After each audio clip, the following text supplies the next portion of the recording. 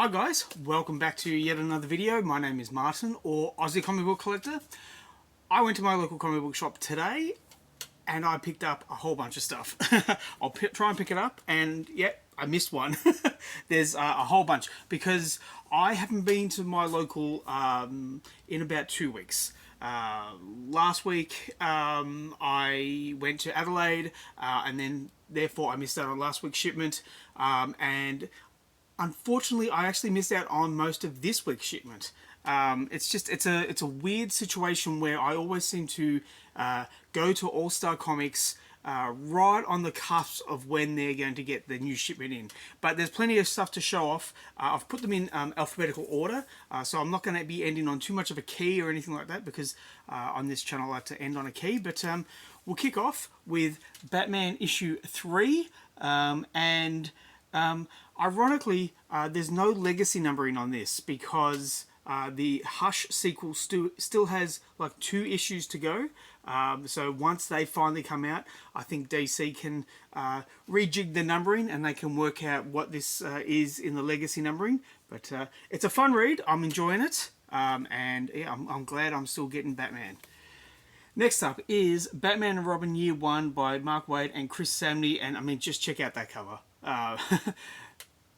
A major part for me for buying this series was the Chris Samney artwork, and it is gorgeous. So this is the last issue. This is issue 12, and yeah, it's all been building up to this. I'm looking forward to seeing how it ends. I don't want to look at the last page, but yeah, I think it's going to be fun. Next up is this. This is a facsimile edition of Batman 47, The Origin of Batman. Yeah, just...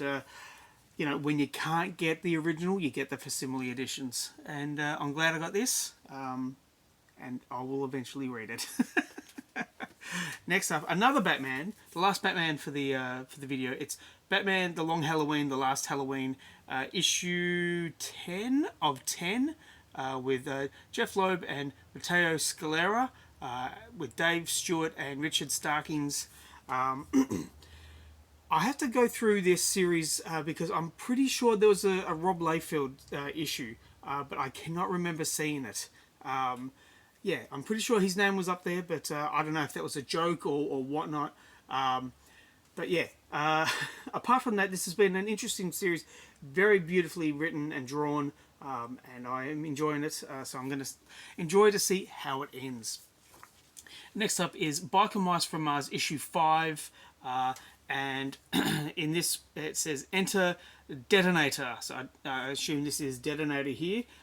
Now I will say about this series that this is more beautiful than it has any right to be. The artwork in this by Jordi Tarragona, is it? Yeah, yeah, absolutely gorgeous. Oh boy. I'm glad I'm getting that. I have to say I wasn't the huge Biker Mice from Mars fan when the cartoon came out, but yeah, when I saw that was solicited, I jumped on it. Now this was a bit of a joke. This is from Dark Horse. It's issue 1 of Captain Henry and the Graveyard of Time. I bought this for 2 reasons. Mike Mignola. I mean, look at that cover.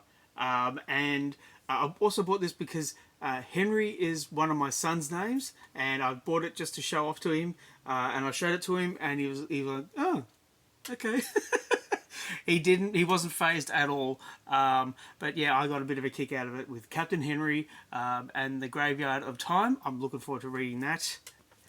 Next up is issue 4 of Cruel Universe, with just fun, fantastic anthology stories, horror, sci-fi, everything I want in a series like this is in this, and I'm very glad to have this on my standing order.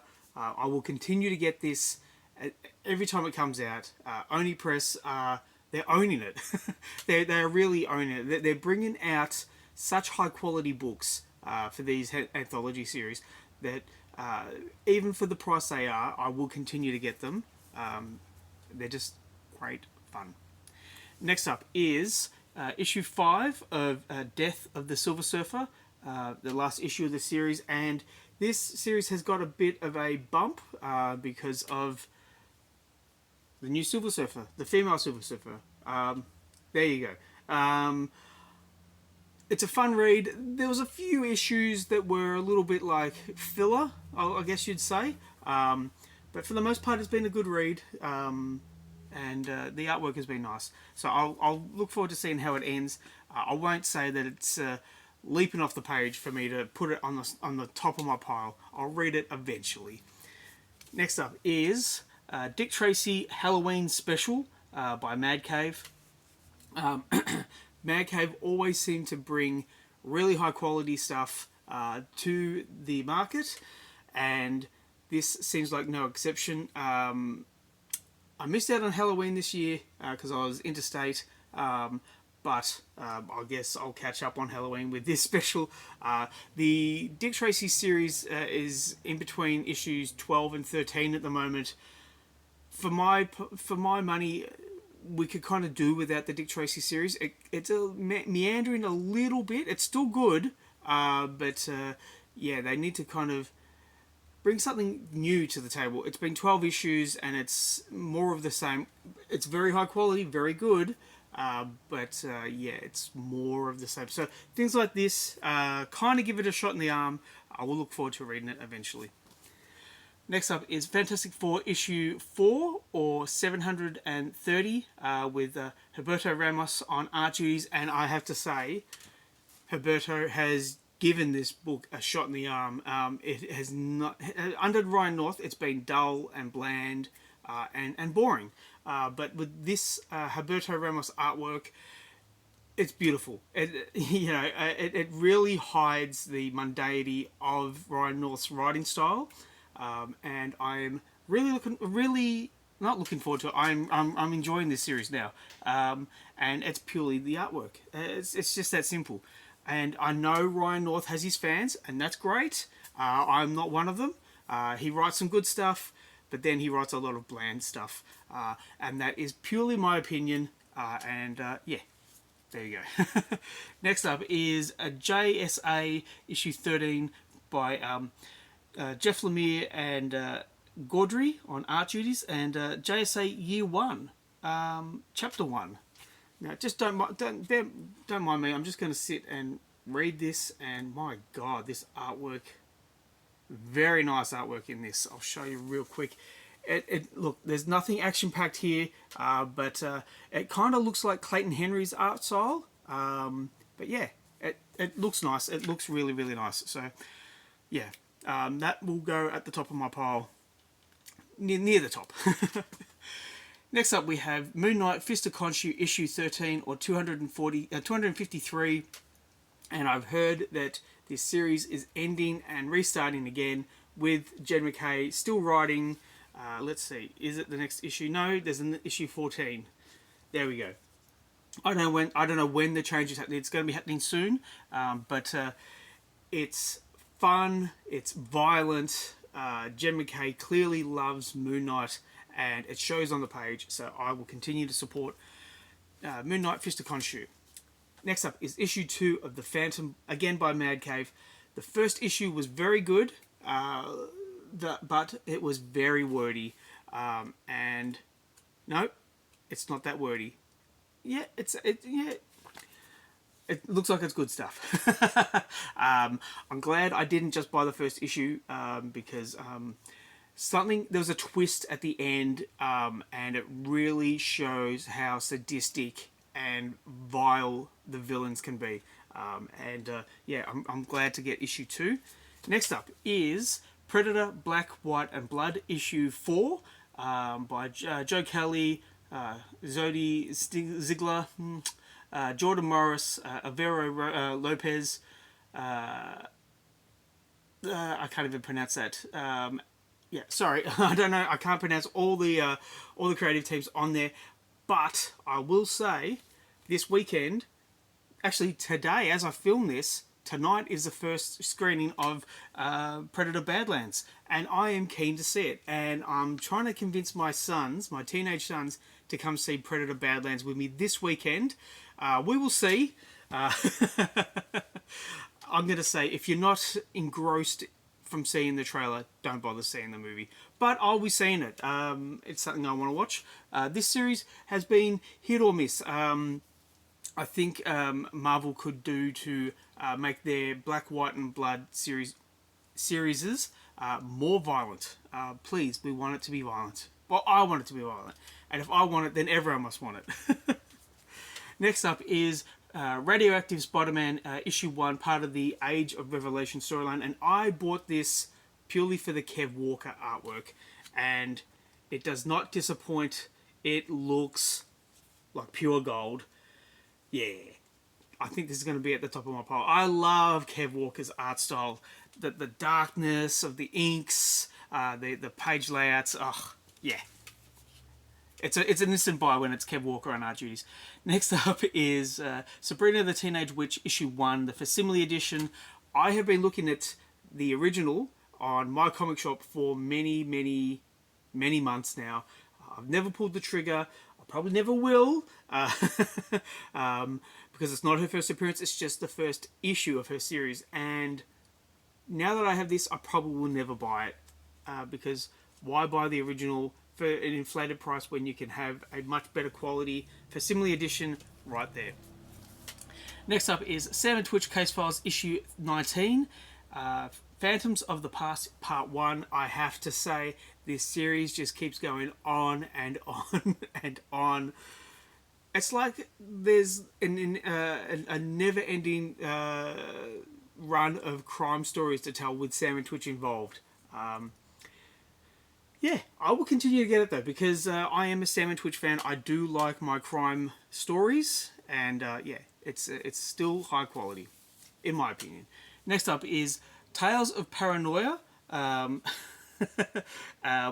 Robert Crumb, 2025, and I bought this because I've never bought a Robert Crumb book on release until today. And I also bought it because he's an old man and I don't know how many other opportunities we're going to get Robert Crumb original artwork and original stories. So I jumped at this when this was solicited. I do have a Robert Crumb story very quickly because I still have a few books to go through. Many years ago, I commissioned a whole bunch of artists to do commissions of Aquaman, because that was the only character I wanted done, and I found the agent for Robert Crumb, and I emailed Robert Crumb, and I heard from the agent, and the agent wrote back such a rude email that I felt like writing back and saying, "You." My God, it was so condescending and so rude.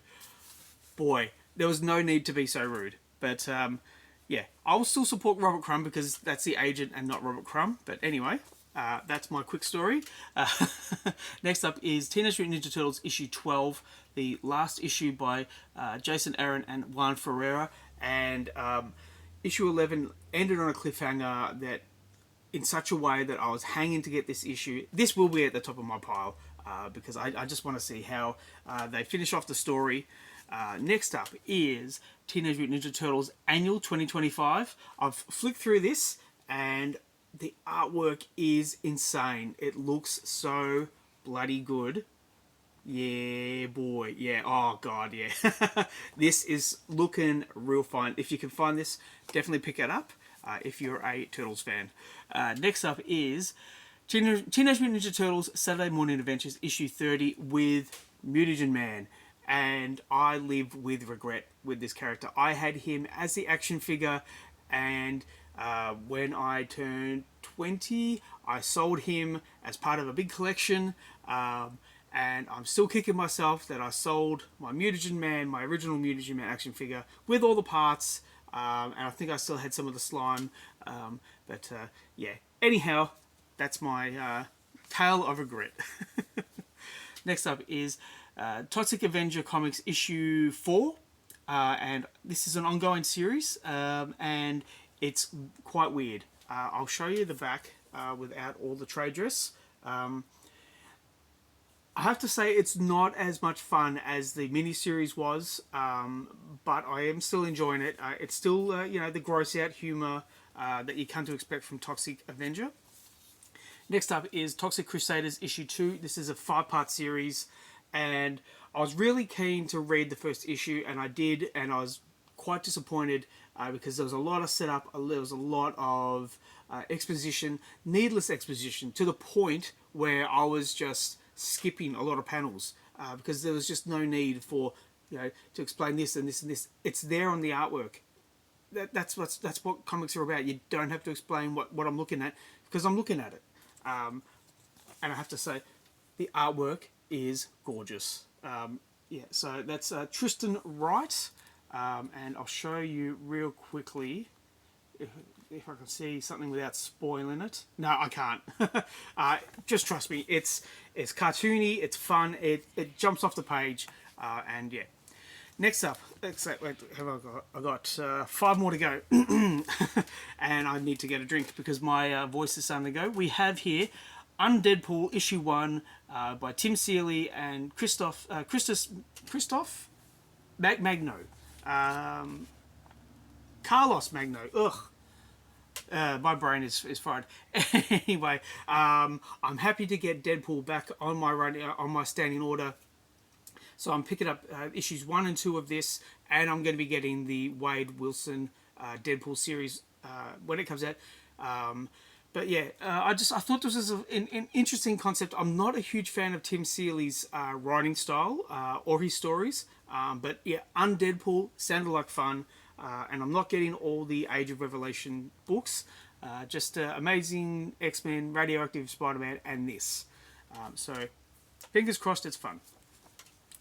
Next up is the Undead Iron Fist, issue 2 by Jason Liu and Gallen. We have Daredevil here on the cover, and I have to say, Marvel, please give us another Daredevil series. I don't know why you've ended it, other than maybe the sales were just absolutely taking, but he is meant to be a top tier character, and you're kind of doing his fans a disservice by having him guest appear in books like this. I will say though, this is a fun read. The artwork is very nice, very nice. But yeah, the first issue we had Miles Morales, and now this issue we have Daredevil. I don't know who's going to be in next. I don't even know who these people are. I think they're the Immortal Warriors or the Immortal Weapons from the Ed Brubaker series.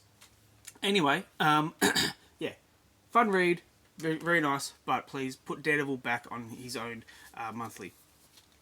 Next up is Venom Black, White and Blood issue 3, and I have to say, I'm a Turtles fan, I'm an Eastman fan, but this is not a great cover.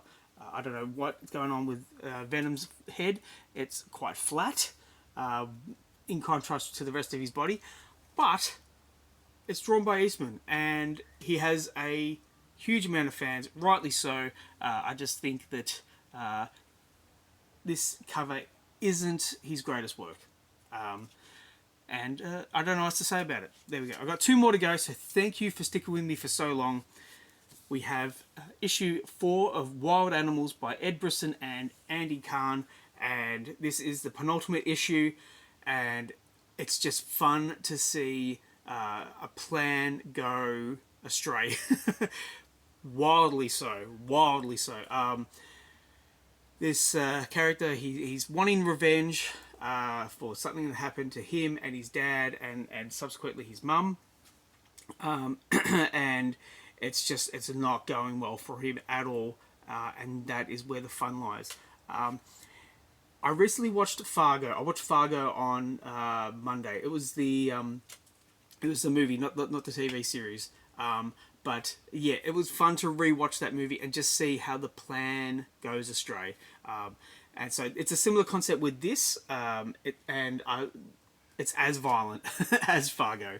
And anyhow, the final issue that I'm going to end on is this. This is X-Avengers, also by Jason Liu. And we've got Mike McCone on cover duties. It looks interesting. I don't really know what is going on, why they are X-Avengers. I don't know why Shang-Chi is a zombie, but I guess that's why you have to read it to find out. Yeah, that is how I'm going to end the video. I hope you guys have enjoyed it. Please let me know what you think in the comments down below. Please like and subscribe if you wish to. I'd really appreciate it. Thank you as always, and I'll catch you at the next one. Bye.